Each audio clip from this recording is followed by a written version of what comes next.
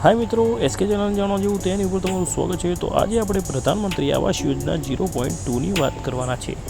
પ્રધાનમંત્રી આવાસ યોજના 2.0 PMAYU 2.0 એ ભારત સરકાર દ્વારા શરૂ કરવામાં આવેલી એક યોજના છે, જેનો ઉદ્દેશ શહેરી વિસ્તારોમાં આર્થિક રીતે નબળા વર્ગો EWS, ઓછી આવક જૂથો LIG અને મધ્યમ આવક જૂથો MIG ને સસ્તું ઘર ઉપલબ્ધ કરાવવાનો છે।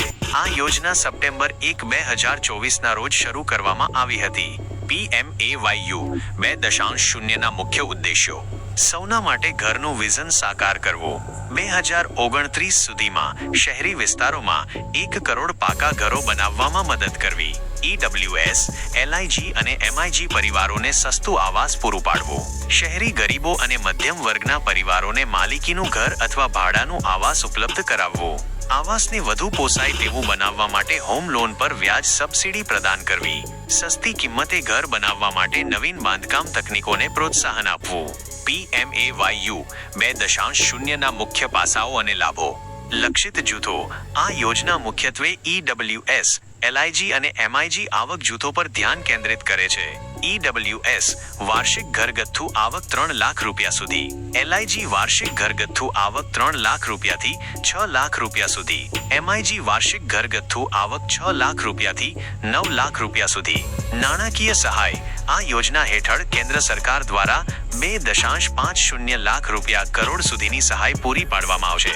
વ્યાજ સબસિડી યોજના ISS આ યોજનાનો એક મહત્વપૂર્ણ ભાગ છે, જે પાત્ર લાભાર્થીઓને હોમ લોન પર વ્યાજ સબસિડી પૂરી પાડે છે। લોનની પ્રથમ 8 રૂપિયા લાખની રકમ પર 4% વાર્ષિક વ્યાજ સબસિડી। મહત્તમ 1.80 લાખ રૂપિયા સુધીની કુલ સબસિડી, જે 5 વાર્ષિક હપ્તામાં સીધી લાભાર્થીના લોન ખાતામાં જમા કરવામાં આવશે।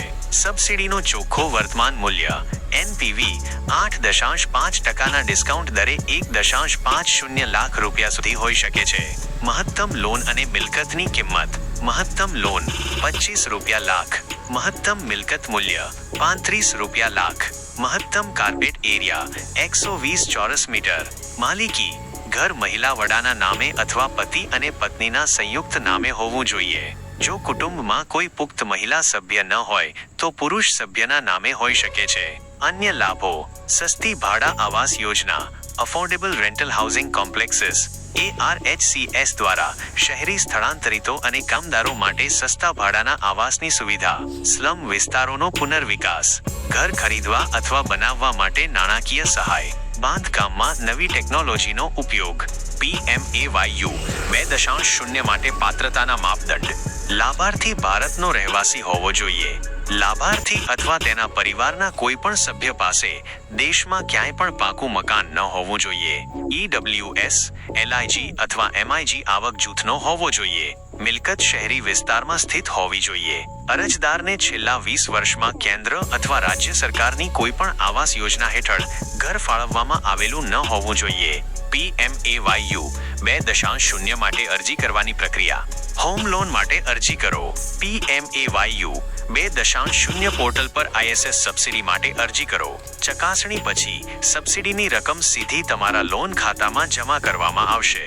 વધુ માહિતી માટે તમે સત્તાવાર વેબસાઇટ pma-urban.gov.in ની લિંકની મુલાકાત લઈ શકો છો। વિડીયો પસંદ આવ્યો હોય તો શેર જરૂરથી કરજો।